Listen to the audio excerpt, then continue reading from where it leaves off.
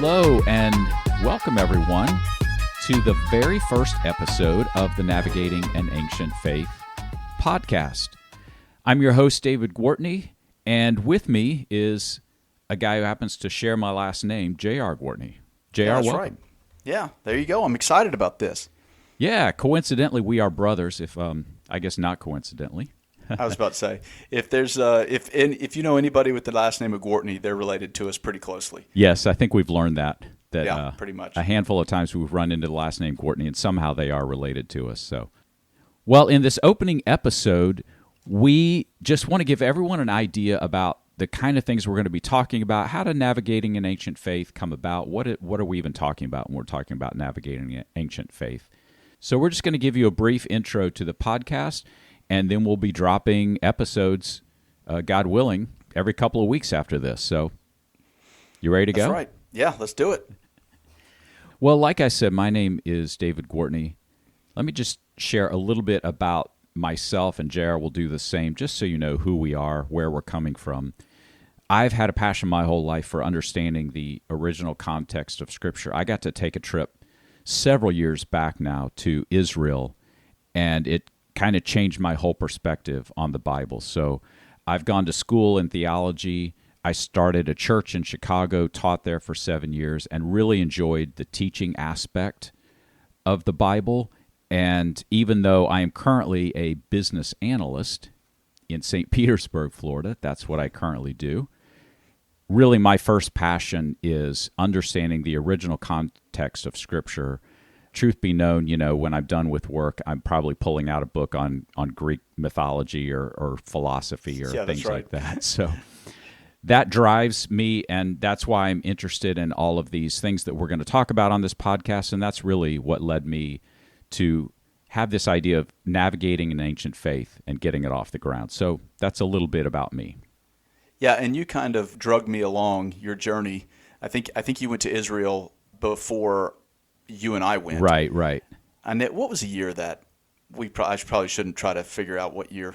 But yeah, you went to Israel, and then you kind of drugged me along, and I had the same sort of response as you did on your first visit, is that, man, it really changed the way I viewed the Bible. Both you and I grew up in, I guess the best description is something close to a Southern Baptist church. Right. Although it wasn't directly affiliated. But yeah, we grew up in church, and when we went to Israel, it was just like, if you ever have a chance to go to Israel and be there firsthand, it will completely change the way you view and read the Bible and understand Scripture. And so that's what I would really encourage anybody, if you ever had the opportunity to do that, to take advantage of that. But if not, then what I think we're trying to do is bring that to you, the idea of archaeology, understanding the Scripture, tying all that together, and maybe bringing it in a little bit of a different way. And so much of it is from what we've seen in our travels and things like that. We'll get into a lot of that on our trip to Greece. But yeah, that's what we're trying to do, is trying to tie these things together. I grew up in Tallahassee with you, and then I came up to Jackson, Tennessee, went to Union University, graduated there eventually with my master's, and now I am an engineer for AT&T. So I'm sort of like you. I'm not vocationally tied into ministry or anything like that, but like you, I also have a passion. I teach college Sunday school at our church, and so deal with college students a lot of the time and really enjoy that. And just in preparing lessons and things like that, it's helped me dig into the Scriptures and things like that. And then along with our travels, it kind of really has rounded out my understanding of the Bible and Scriptures over the past, 10, 15 years is when we started traveling, right? Yeah, I think so. Yeah. I think 2011, I think maybe. But I was going to say, you've been teaching college class for a while now. Yeah, for about 10 years. Yeah, that's right. yeah. So you're in the Scriptures all the time. You're constantly wrestling with questions about how does this apply to college kids, and how do I make the Bible relevant? And I think that kind of ties into perfectly what we're doing here as well. Yeah, that's right. Well, they're just at that kind of age where they're starting to push back a little bit because they've got questions, understandably, right? And so, I've also taught younger high school and things like that. and they just kind of sit there and wait for you to finish. But yeah, college kids actually engage you a little bit. So yeah, you learn a lot, as much from them as hopefully they learn from me. So yeah, it's a good experience. Yeah, yeah. Well, so Navigating Ancient Faith came about just through conversations that you and I had through our travels and conversations that I've had with other people as well. But these conversations were reaching deeper places, I think, in both of us. And it kind of had that thought of like, I wonder if anyone else kind of thinks these things or is processing things through the way that we've been talking about in our conversations. And then you talk to other people and you realize they have the same questions. And so we had this belief that others would really benefit from starting conversations like we're going to talk about on this podcast and through Navigating an Ancient Faith. And we really want it to be a place where people can connect and kind of process these topics. Yeah, that's right. So one thing I was going to ask you is, what are you kind of wanting to achieve from the podcast specifically? Well, you can start with you can do the entire website, but what do you want to kind of figure out from the podcast? Well, I would say the larger idea of Navigating Ancient Faith is just a resource center. Things that I've written a couple books that we'll get to later, but then maybe the website, I would have to say, just having great conversations with you and with a couple other friends and thinking, wow, I wish I would have recorded that, because I think these are the kind of conversations that other people would like to have as well. Right. Yeah. And have probably had also in their own context. But most of it, is from the travels and things like that. And I think on our first trip, we had said that. We had said, man, I wish we had recorded some of these conversations we had over dinner or whatever, Yeah. And so, now we have the technology and the chance to do that. Yeah, and it's not so much, that we're great conversationalists, although, you sit around on our trips, we do have great conversation. But I think the idea is more that actually, it's more of a curiosity. If there's other people out there who are having these same conversations but feel like they don't have anyone to have them with. Yeah, honestly. That's right. So yeah. And another thing we're trying to kind of through the website is to have these conversations with other people through the comments section or however they want to reach out to us, and kind of broaden the audience a little bit and be able to kind of bring other people in the conversation. Yeah. So a little bit more about Navigating an Ancient Faith. About a year and a half ago, I was on a retreat at a cabin, and I started scribbling some notes, and just to put some guardrails maybe around the whole idea. I really like studying the original context of Scripture, and so we kind of came up with 3 realms of that original context, and the realms are worldview, stories, and culture. So if you kind of picture on the left side, you have the original context of Scripture. We're going to talk a lot about worldviews, things like Greek philosophy, Roman philosophy, Jewish philosophy. How did those play into what was written in the Bible? Stories, and really, particularly really about mythology. And this is something I think you've just started reading about. And mythology is one of those things that I think when you're first introduced to it, you kind of think, what the heck's going on and how does this relate to the Bible? But the more you understand the more you understand it, it's fascinating, and it really does inform you a lot about some of the genres that are written in the Bible. Yeah, absolutely. Well, and that's one thing we talk about a lot is the more you kind of read and understand mythology, it's not that they're just making up these stories about how the sun is there or the moon is there. It's trying to explain the unexplainable through metaphor, through imagery. And once you kind of see the patterns emerge out of that, you actually see some of those same patterns carry over into Scripture a lot of times. And you see that the writings of Paul and things like that actually borrow some of the imagery from mythology. And I'm not suggesting that myth in the terms of this is fiction, complete fiction, but I am saying the way that they communicate, you can tell, is influenced by mythology, the Greek mythology of the time, because that's what they believed. Right. That was the prevailing worldview, and so understandably, Paul used that in many instances to kind of turn it back on itself, but also used that to communicate because that was the predominant way they communicated back then. Right. That was the way they explained the spiritual realm, the heavenly realm, is they looked at what was happening around them and then attempted to really flesh out what they thought the gods were doing, what was happening in the spiritual realm. And that's where we get these mythological stories. And once you start to realize that actually there are a couple of places where mythological stories are explicitly mentioned in the Bible, but there are a ton of other instances where where it's inferenced, where there's just kind of a subtle reference to it. It's really cool to me when you start to pick that up, and then it becomes unmistakable that that's what it's talking about. But all of a sudden, this becomes an hour-long podcast about mythology. We can't dig into all these. Can't jump into all these topics quite so deep. Yeah, so we'll have to cover that in a later podcast. But the third area of context that we're really focusing on is just culture, and really specifically, what does archaeology tell us about ancient cultures? And that's another thing that I love is just archaeology.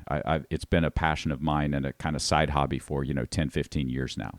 Yeah, and one of the things that I've picked up from our travels is just that the way we view the Bible in the West is just seems to be a little bit limited.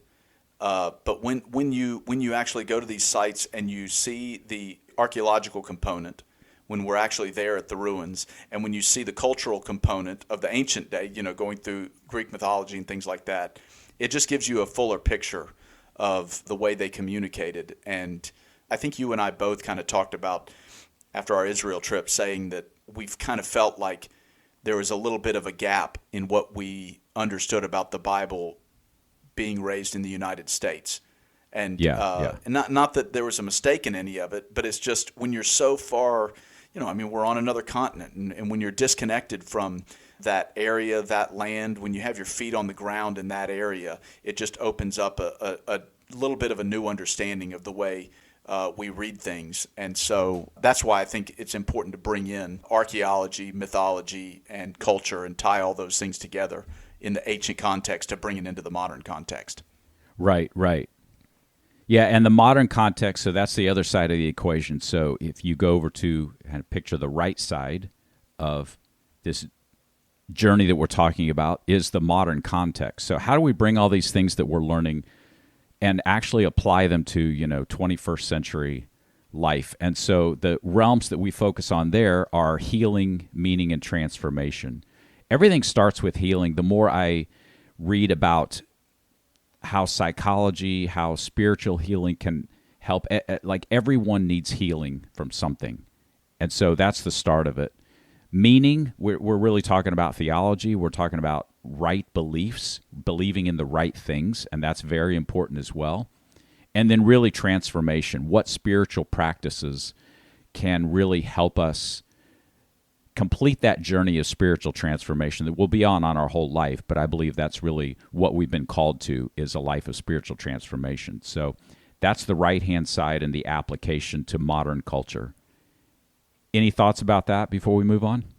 No, I think we're going to capture that in our conversation about the ascent, kind of the idea, how do we have these spiritual awakenings, moments? How do we have these spiritual moments? And then how do we let that change us? How do we bring it back? More to come on that. Yeah, okay. Let's start to wrap things up, but just want to hear anything else that you're excited about. What really excites you about the ability to do this podcast?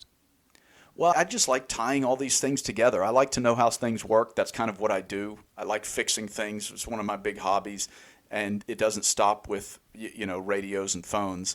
I just like to know how things work, and the more I dig into the way the ancients thought, the way that helps me understand how the scriptures work and how it all ties together. And I just like knowing the deeper meaning behind it.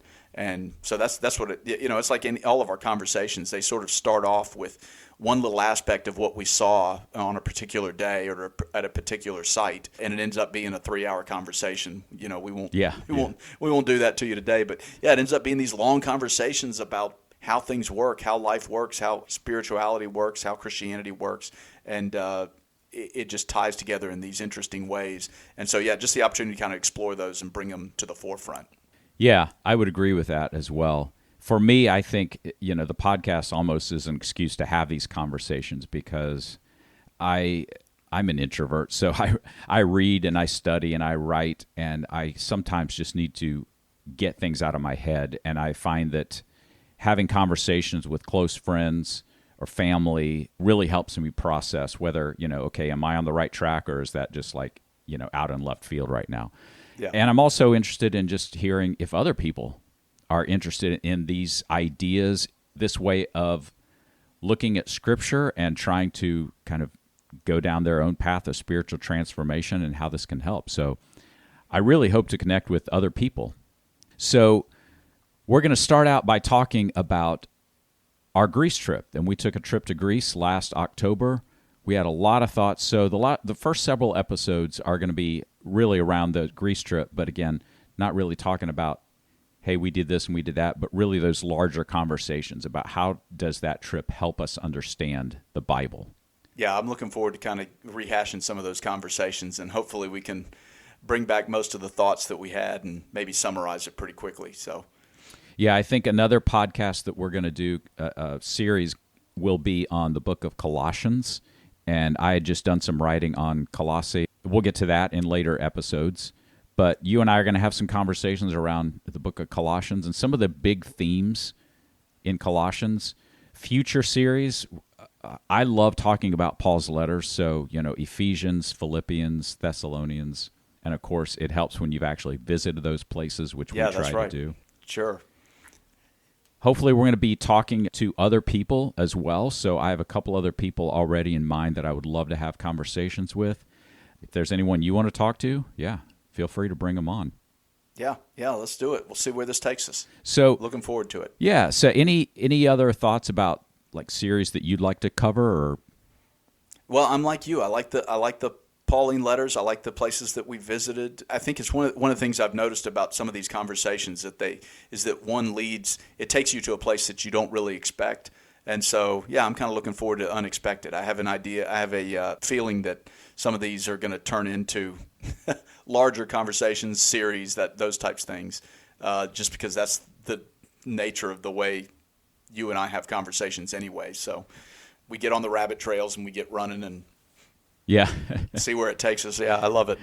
Yeah, sometimes the rabbit trails are dead ends, and then other times they just take you to places you didn't expect to end up. But it's That's right. Well, we can edit that out. That's the good part.